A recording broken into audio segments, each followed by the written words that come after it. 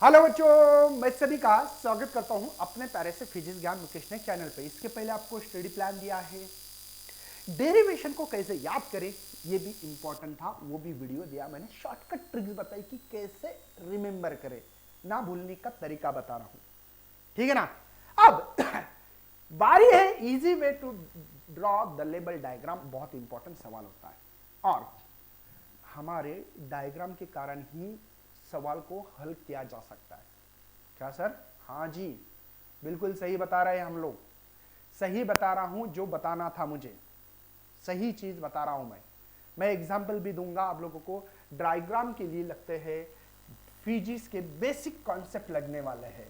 अगर basic concept को use करते हुए आप लोग ड्रॉ करोगे तो ही फायदा होता है। एक एग्जाम्पल के तौर पे जानबूझकर मैं थोड़ा सा अलग ईएमआई नाम का चैप्टर लेता हूं, कोई भी ले सकते हो, ऐसी कोई जरूरी नहीं है कि जैसे कि मैं आपके लिए एक हाजिर करूंगा ऐसी डायग्राम कि जो कि आप लोगों को सही लगे। देखो यार, मैग्नेटिक फील्ड अगर आप लोग 276 कितना 200 पेज नंबर 76 या 77 पे आओगे, इस पे एक डेरिवेशन वाला एनर्जी ट्रांसफर की है ना, इंडक्शन एंड एनर्जी ट्रांसफर। उन्होंने क्या किया था कि मैग्नेटिक फील्ड अंदर रखी थी, ऐसे मैग्नेटिक फील्ड इस तरीके से अंदर रखी थी, अंदर मैग्नेटिक फील्ड है आपकी, ठीक है। और एक कॉइल रखा है जो कि कॉइल ऐसा है, इसमें से करंट भी फ्लो हो रहा है भैया, और इसको वेलोसिटी ऐसे खींच रहे बाहर। जब खींचेगा, देखो डायग्राम ड्रॉ करते समय कॉन्सेप्ट बहुत इंपॉर्टेंट है भैया। जब जब मैं इधर खींचूंगा उसको, तब हम लोग पढ़ रहे ईएमआई चैप्टर की diagram, electromagnetic induction leans law, जो हो रहा है उसको अपोज करना। ये इधर जा रहा है तो फ्लक्स कम होगा। फ्लक्स मतलब कोई एरिया में से कितनी मैग्नेटिक फील्ड जा रही है। तो बच्चों अगर मैं इधर लेके जाऊं, इधर इधर इधर इधर लेके जाऊं ऐसे ऐसे, तब क्या होगी? फील्ड कम होगी। फील्ड कम होगी तो बचाएगा कौन? ये मैग्नेटिक फील्ड को बचाएगी, और बचाने के कारण ही बेटा इसकी जो भी मैग्नेटिक फील्ड बचाने के कारण मतलब लीन्स लॉ हो रहा है, मतलब लीन्स लॉ हो रहा है। अब ये डायग्राम देख के यहाँ पे फोर्सेस लगते हैं, जैसे कि पता होना चाहिए मैग्नेटिक फील्ड अंदर करंट ऐसा तो फोर्स ऊपर। देखो राइट हैंड रूल पता होना चाहिए थोड़ा सा, ये देखो ये जो है ना, आपको ये पता होना चाहिए कि ये है करंट का डायरेक्शन दिखाते हैं, ये मैग्नेटिक फील्ड और ये फोर्स। मैं ऐसे निकालता हूँ भैया, देखो करंट 4 उंगली मैग्नेटिक फील्ड, करंट है ऐसा थंब, तो पाम जिस तरफ आ रहा वो फोर्स होता है, समझे क्या? इस तरीके से। तो ये कॉन्सेप्ट अगर आपको पता है तो ही हम लोग यहाँ पे कुछ कर सकते हैं। हमको पता है कि मैं कर रहा था वर्क, और वर्क का फार्मूला होता है यहाँ पे फोर्स इंटू डिस्प्लेसमेंट, मतलब पावर कर रहा हूँ, पावर होता है वर्क अपॉन टाइम, और वर्क होता है पता है फोर्स इंटू डिस्प्लेसमेंट या distance divide by time. D by T मतलब होती है वेलोसिटी। ये किससे आ गया? वेलोसिटी ही क्यों लिया?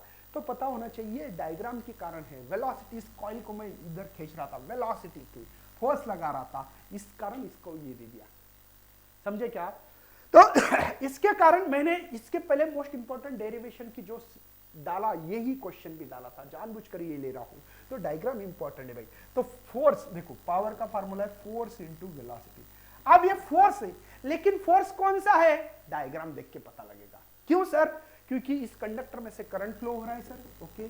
आई मैग्नेटिक फील्ड बी, और इसकी कंडक्टर की लेंथ होगी यल, ये यल लेंथ होगी, ये यल लेंथ होगी। ये क्यों फार्मूला आई बी एल ही लाया मैंने डायग्राम को देख के। लेकिन current is equal to E by R लाया सर, क्यों? क्योंकि हम लोग यहाँ पे ईएमएफ, इंड्यूस ईएमएफ तैयार होता है, इंड्यूस ईएमएफ तैयार होता है। अगर आप लोग फील्ड कम कर रहे हो तो वो बचाएगा, अगर फ्लक्स बढ़ा रहे हो मतलब मैग्नेटिक फील्ड इस कॉइल में से बढ़ गई तो फ्लक्स बढ़ रहा है, इसीलिए मैंने ईएमएफ डाला। और ईएमएफ क्या होता है? तो यहाँ पे होता है D five by D T, लेकिन फाइव क्या होता है? फाइव मतलब फ्लक्स होता है बी इंटू ए। भैया ये फार्मूले आया कहाँ से? यहाँ से आगे बेटा। फ्लक्स चेंज क्यों हो रहा है? ये मैग्नेटिक फील्ड के बाहर लेके जाऊंगा तो ये जो मैग्नेटिक फील्ड अंदर वाली कम होगी ना, देखो ना कम होगी इस एरिया में से। तो ये सोचना बहुत जरूरी है। बी ए मतलब एरिया किसका? कॉइल का, तो लेंथ, और ये जो एरिया कम होगा उसको यक्स बोलेंगे। अगर इसके अंदर डालोगे तो आपको तो बी और यल तो कांस्टेंट भैया, मैग्नेटिक फील्ड एक मैग्नेट रखा है ऐसे, मैग्नेटिक फील्ड अंदर जा रही है, ये लेंथ भी कांस्टेंट है, ये कम हो रही बेटा, देखो बाहर लेके जा रहा हूं कम हो रहा है, तो उसका डेरिवेटिव होता है जो चेंज हो रहा है। ये किससे आ रहा बेटा? डायग्राम के कारण आ रहा है क्वेश्चंस, डायग्राम। तो इसीलिए बी एल वी आएगा, बी एल वी। तो यहां पे देखो डाल सकते कि नहीं, आई ये देयरफॉर सॉरी ये B L V by R आ रहा है, यहां पे डालो बोला आई की वैल्यू क्या है मेरे पास B L V by R. ध्यान से देखना दोबारा बी एल है, ये तो इसमें भी बी एल इसमें भी बी एल, तो बी का स्क्वायर एल का स्क्वायर डाल दो सर। यहां पे देखो फोर्स की value B square L square V by R, दोबारा एक वी है तो वी स्क्वायर। देखो डेरिवेशन ये पूरी की पूरी डायग्राम कॉन्सेप्ट प्रोवाइड कर रहा है। डायग्राम बोल रहा भैया अगर तूने मुझे याद नहीं रखा ना डायग्राम तो तू नहीं सॉल्व कर पाएगा, तो इसीलिए इजी टू वे है डायग्राम को कॉन्सेप्ट से समझ के लेना चाहिए, पता लगना चाहिए कि आप क्या कर रहे हो। जैसे कि एग्जांपल और कोनिकल पेंडुलम की लेता हूं, एक कोनिकल पेंडुलम आपको पता है एक रस्सी ले ली, धागा ले लिया, एक छोटा सा मास बांधना था, बांध लिया सर। इसको हॉरिजॉन्टल सर्कल घुमाना है मुझे, हॉरिजॉन्टल सर्कल घुमाओ तो कुछ एंगल तैयार होगा, कुछ क्या तैयार होगा बेटा एंगल, इसका नाम देंगे थीटा। ये रिजिड सपोर्ट है। देखो कॉन्सेप्ट के साथ करोगे तो मजा आएगा, इससे आपको डेरिवेशन में बहुत बड़ी हेल्प होती है। ओके चलो हॉरिजॉन्टल सर्कल मतलब कुछ ऐसे बना है सर, हाँ जी मेरी बात सही है सर, करेक्ट है, समझ में आ रहा है। ये बॉब का मास है यम, ओके यहाँ पे है भैया ये यम, ओके सर। इसका वेट होगा नीचे, हाँ यम जी वेट होगा भैया, यम जी वेट होगा। अरे वर्टिकली डाउनवर्ड कोई भी ये चीज नीचे क्यों आ रही, वर्टिकली डाउनवर्ड क्यों आ रही है, आप खींच रही, उसको ग्रेविटेशन कहता है। ये सर्कल का रेडियस होगा मेरा, हाँ सर आर बोल के, कोई टेंशन नहीं है। अब रस्सी है तो टाइट हो रही है, टाइट होना मतलब टेंशन होना, टाइट मतलब टेंशन है। अब यहां पे टेंशन के कंपोनेंट होते हैं, पता होना चाहिए, थोड़ा सा मैथ भी पता होना चाहिए। टेंशन अब ये थीटा तो ये थीटा अल्टरनेट एंगल बोलते हैं, जेड डायग्राम के अंदर के जो एंगल होते हैं वो इक्वल होते हैं, अल्टरनेट एंगल। तो ये किसका कंपोनेंट टी का, एंगल के साथ जो साइड होती है इसको कहते हैं कॉस, और ये साइड अगर ऊपर देखो वेक्टर पैरेलल शिफ्ट होते हैं, देखो कॉन्सेप्ट है कि नहीं, वेक्टर पैरेलल शिफ्ट होते हैं। अगर इस वेक्टर को ऊपर लेके जाऊं तो अपोजिट एंगल की अपोजिट साइड होती है साइन थीटा, लेकिन किसके कंपोनेंट है टी के। ये लेंथ थी तो ये यल का कंपोनेंट होगा, इसलिए यल कॉस थीटा बेटा, ये लेंथ है ना। ये डायग्राम मैंने कंप्लीट किया अभी, कुछ लोग देखो, लेकिन मैं यहां से देख रहा हूं बाहर से, इसीलिए मुझे लग रहा है कि ये बंदा गोल घूम रहा है ऐसे कोई। तो टेंशन के जैसे था अवे वैसे ये सेंट्रीपिटल का डायरेक्शन टुवर्ड द सेंटर होगा बेटा, सेंटर के तरफ है।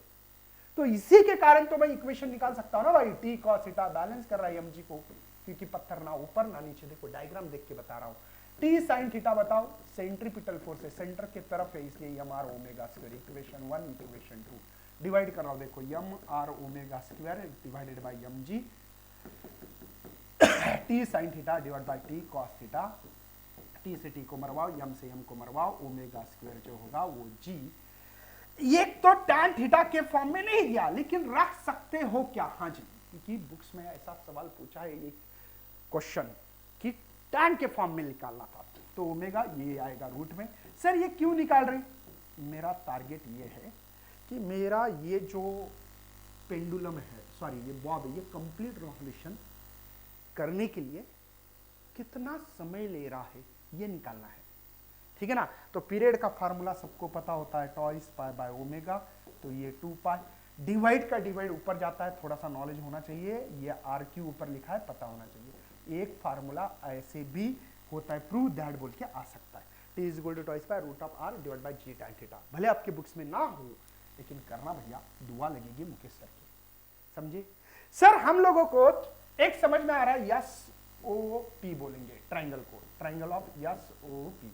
तो ये साइन थीटा के सामने की बाजू है भैया आर, ये आर की वैल्यू निकालनी थी, डिवाइडेड बाय हाइपोटेन्यूस यल, यल है ना, या हाइपोटेन्यूस होगा ना बेटा 90 के सामने वाली साइड, तो ये R is equal to L sine theta भी डाल सकता हूं, यही फार्मूला है, T is equal to twice by R के जगह पे यल साइन थीटा।